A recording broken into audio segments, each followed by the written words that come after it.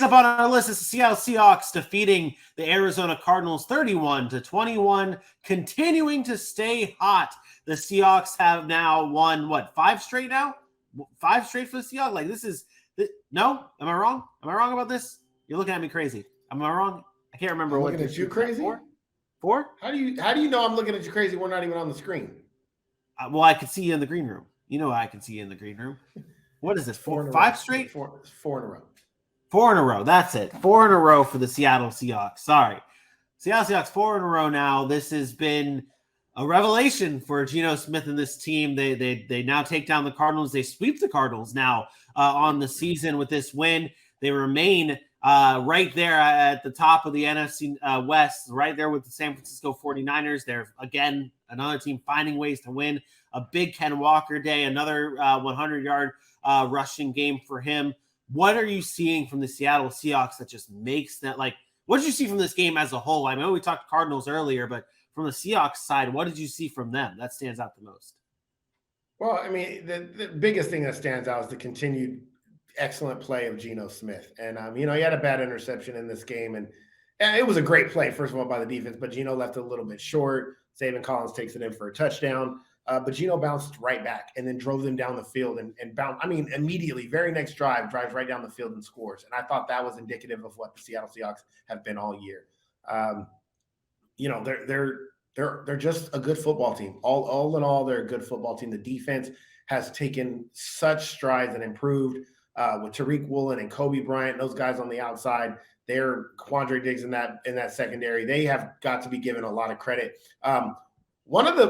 I don't know if you remember the offseason, but I said one of the biggest signings that people were kind of like not even talking about was Uchenna Nwosu from the Chargers, one of their better pass rushers that came over and has been balling. I said this. He's been really, really good for them. The young guys have played their offensive line. When you talk about the Charles Cross and Abraham Lucas and these guys, 2 rookies anchoring that offensive line. Yeah. They just have been really, really, really good.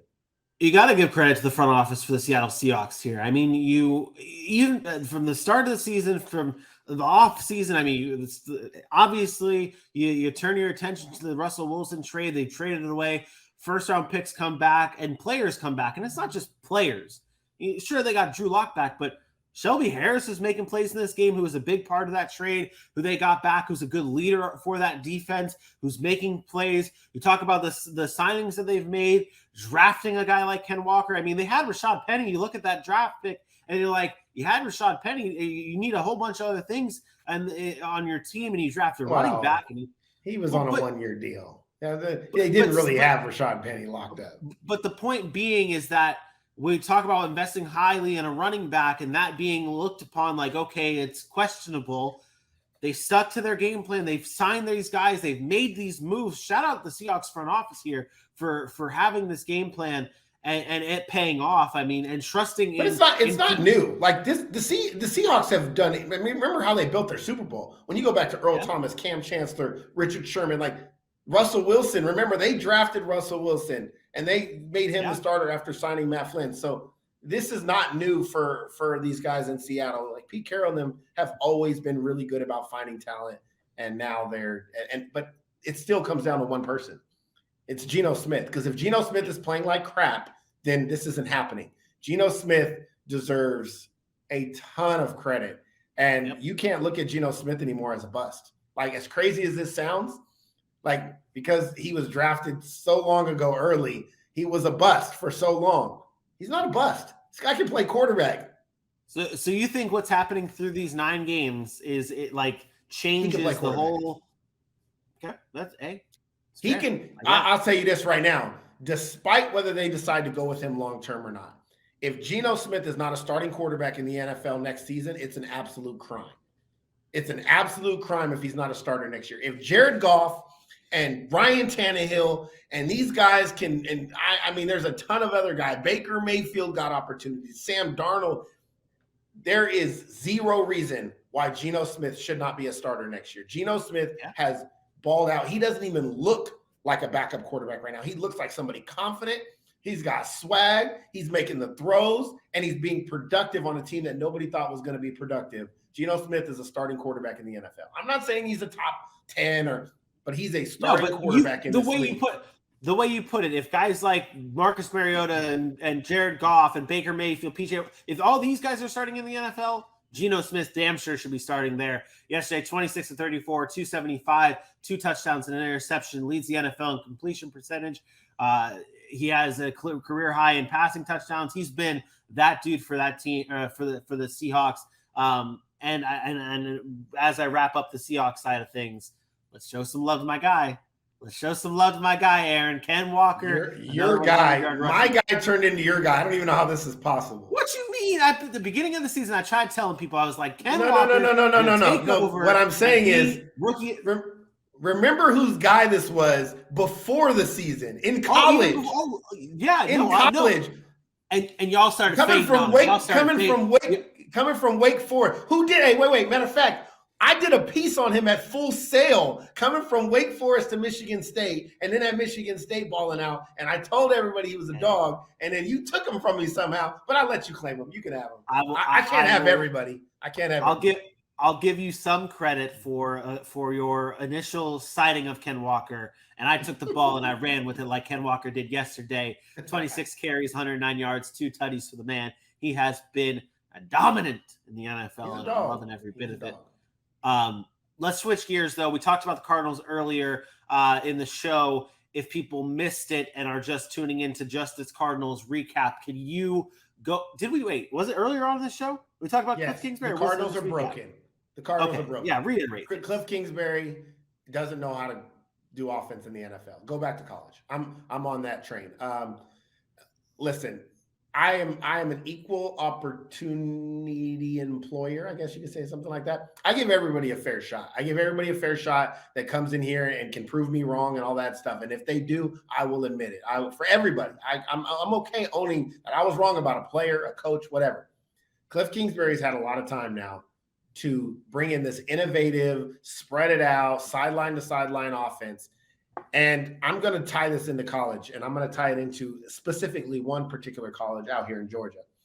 I went, the Tennessee head coach is Josh Heupel, and I went to that Georgia-Tennessee game. And what does Tennessee like to do? They spread it out, they throw sideline to sideline, and they get their guys in one-on-one matchups, and then they want to take their shots.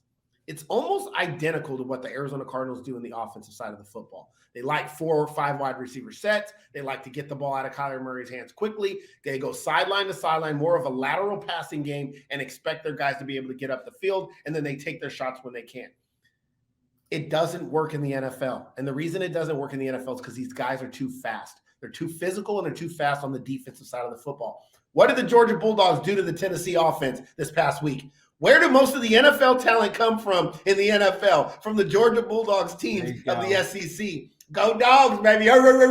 Listen, there's a direct line to how physical the NFL defenses are and how fast these guys are. You cannot run that style of offense and think you're going to have sustained success doing it.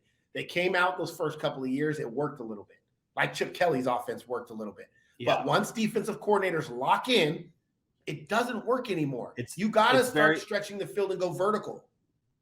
Yeah, we talk about it all the time with coaching, and good coaches, like the best coaches in the NFL, they can adjust. They adapt. They adjust to the adjustments. That's really what it is. They continue to progress. They progress through everything. It's not just one thing and a one-trick pony type of thing, and that's what separates the good from the great. Can you help me with this, though? I don't know. Maybe I'm wrong, and obviously this is just one play.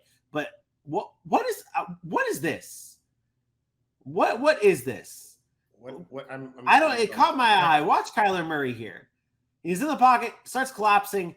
He decides to just like push off his offensive lineman and then roll out. Like first what? Of all, and this is really just for shits and giggies here. Like, well, I'll tell you right now. First of all, there's no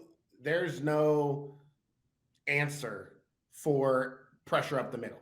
Like, watch the left guard. He gets absolutely shoved right back into Kyler Murray.